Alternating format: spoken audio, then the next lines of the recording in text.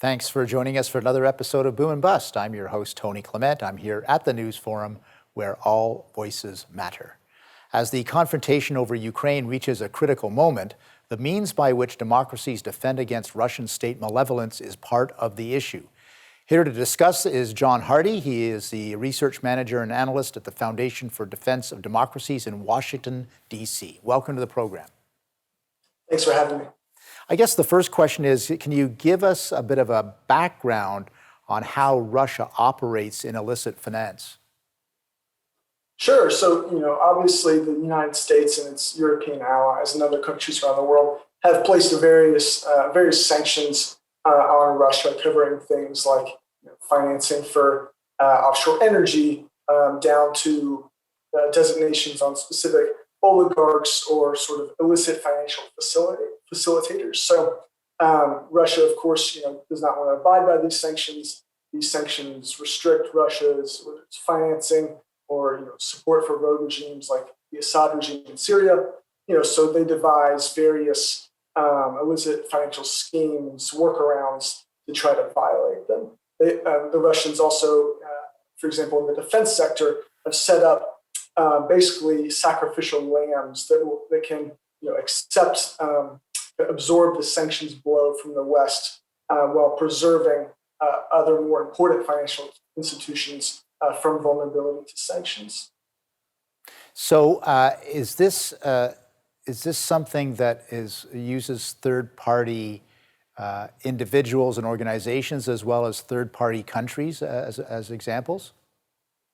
Oh, certainly. I mean, and these schemes could take a variety of forms, but often, this is true for any sanctions evasion scheme or network. You usually have multiple offshore jurisdictions, a dizzying array of front companies, shell companies, sort of shady middlemen involved in these schemes. What kind of weaknesses do they exploit? Can you identify areas where, in Canadian or U.S. terms, where we are being exploited?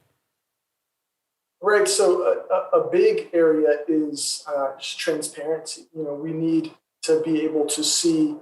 For example, the U.S. we just legislated requirements for disclosure of beneficial ownership when setting up a shell corporation. So these type of tools can help law enforcement more easily track and ultimately disrupt these sort of illicit financial schemes. Right.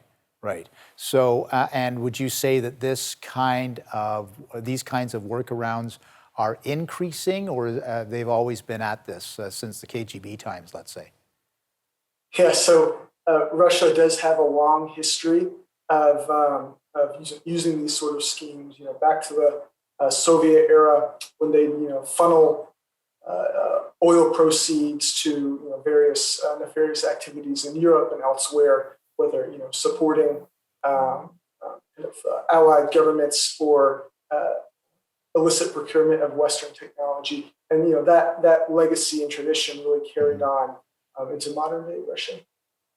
Yeah, and so I guess part of it was industrial espionage. That's a time-honored pursuit of the former USSR, as an example. But now it's sanctions busting. So they must already be organizing in case sanctions come down.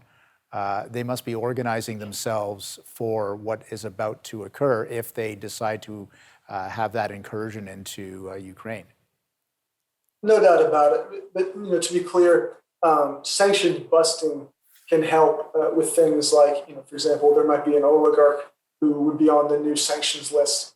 He might be able to arrange his assets in such a way that he can mitigate that impact. But when it comes to the type of things that the U.S. administration and its allies are considering, sanctions against Sberbank, for example, these things will have a devastating impact on the Russian financial system and economy, regardless of attempted workarounds. Mm-hmm.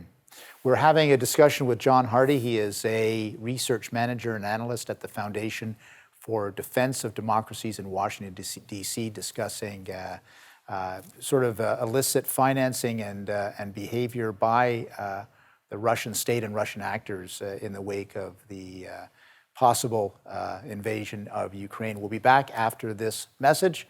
Please stay with us, and we'll continue the conversation.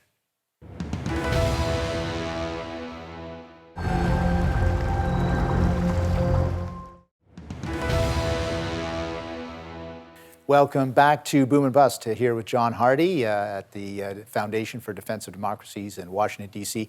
John, how are Western agencies and businesses responding to these threats from Russia? Well, I think markets are very concerned. You've seen the U.S. government and other Western countries warning that there could be big cyber attacks in retaliation for sanctions. I think that they're rightly worried, and if they're smart, they're taking precautions when it comes to things like cyber. Yeah, and is that kind of centrally managed? Do they get a lot of advice from the U.S. administration or security agencies, or are they kind of on their own on this? Well, with the caveat that I'm not, a technical expert on cyber, the CISA, the Department of Homeland Security, does provide, advisories and expertise, but ultimately, it does come down to each company to ensure their own security. The government can't do that for everyone. So let's turn back to the sanctions for a second. Sort of give us your, best sort of war gaming this out a little bit. There is some red line that is crossed by Putin's troops, and it triggers sanctions from Europe and from the U.S. and its allies. So how does that play out? What will Russia do in those circumstances? Well, it's good to use the word wargaming, because the administration really has been trying to run through various different scenarios of what would happen. Say there's a major attack towards the Ukrainian capital, or if there's just a smaller incursion in Donbass, et cetera. So they've thought through these different scenarios. There seems to be some discord or a difference of opinion between allied governments in the West about how exactly to respond to the gradations of Russian attack. But I think if it is on the higher end, meaning a large-scale military operation towards Kyiv or elsewhere in Ukraine, there would be the major sanctions that the United States has threatened. And I think in that case, Russia, Putin could very well say, well, you take out our financial system, we'll try to take out yours. So cyber attacks against major Western financial institutions, exchanges, et cetera. Yeah, no, that's quite concerning. And indeed, I believe, if I'm not mistaken, that Ukraine has already suffered some form of cyber attack already from probably Russian agents. That's your understanding as well. So I guess the next question is all of this going to be effective? Are the Russians that good at this that they can evade through illicit finance and through other sanctions-busting behaviors the worst of the retaliation by the U.S. and other allies? No. The major brunt of the financial sanctions that the United States and its allies are threatening, will have a major impact on Russia's financial system and economy, regardless. There's no way to get around the fact that a spear bank, for example, would be listed on the United States sanctions list.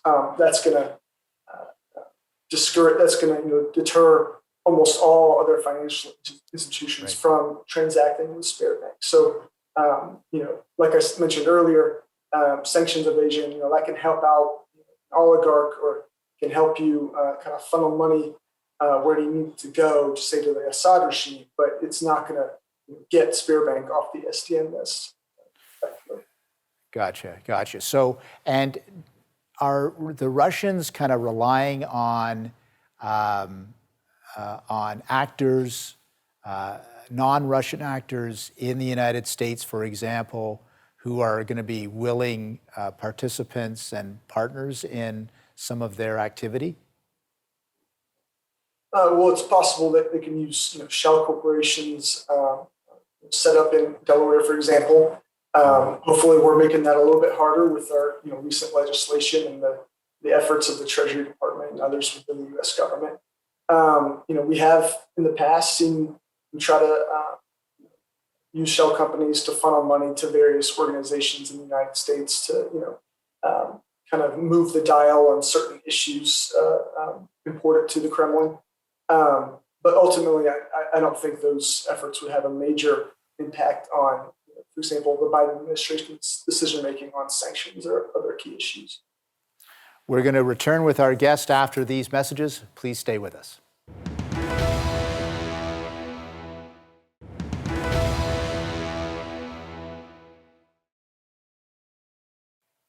And we're back here at Boom and Bust. I'm your host, Tony Clement, here with John Hardie. He is an analyst at the Foundation for Defense of Democracies in Washington, D.C. John, a lot has been written and talked about with the GRU, the kind of the military intelligence in Moscow, and you've talked about workarounds already. But I'm also interested in a lot of talk has been around the SWIFT sort of system of settling payments and possibly kicking Russia out of that. What do you see happening there? Well, just based on public reporting, it seems that Germany, among others, has not wanted to do that. So I think while we continue to maintain that it's on the table, I would be surprised if that ends up happening. So it's off the table at this point. It seems to be de facto off the table. Now, I'm also interested in the Russian connection with China. Obviously, there was the summit just before the Olympics between President Putin and President Xi Jinping. Will the Chinese be helping the Russians on these matters as well, or do you see that happening?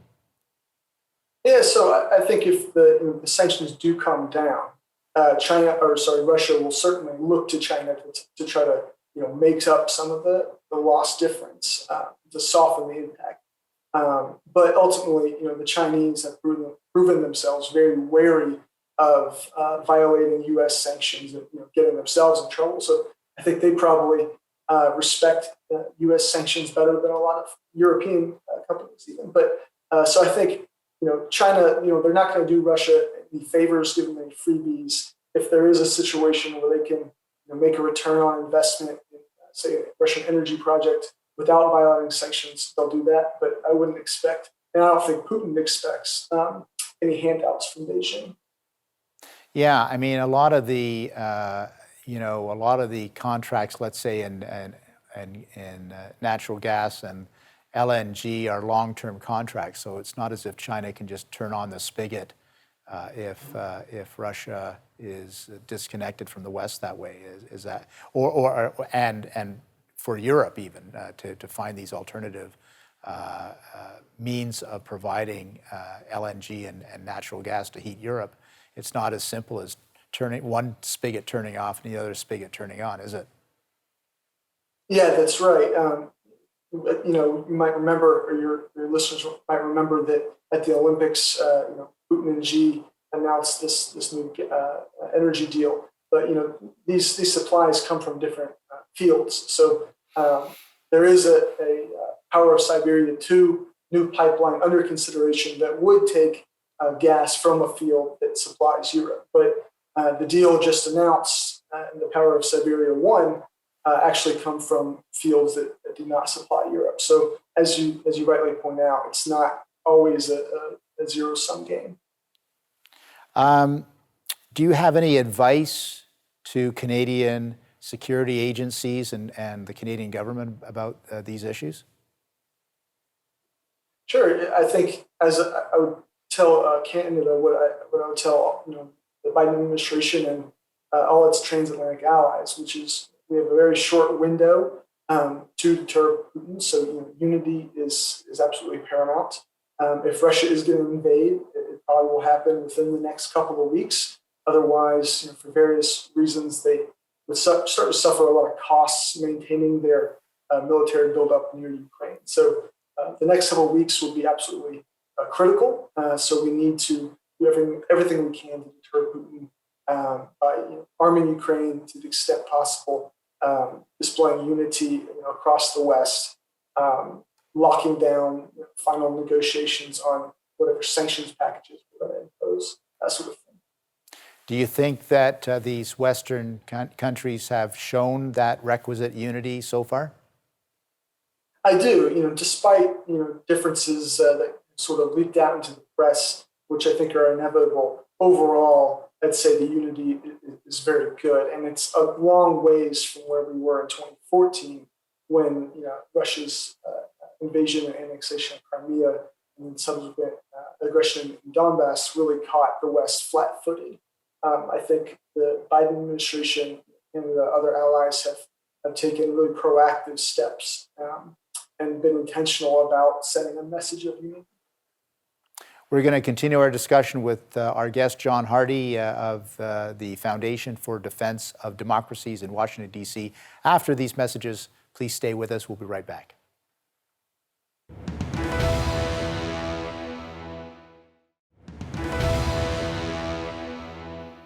Welcome back to Boom and Bust. We're here with John Hardie. He's a research manager and analyst at the Foundation for Defense of Democracies in Washington, D.C., obviously talking about Russian illicit financing and sanctions busting and all the things that are coming to a head with the confrontation over Ukraine.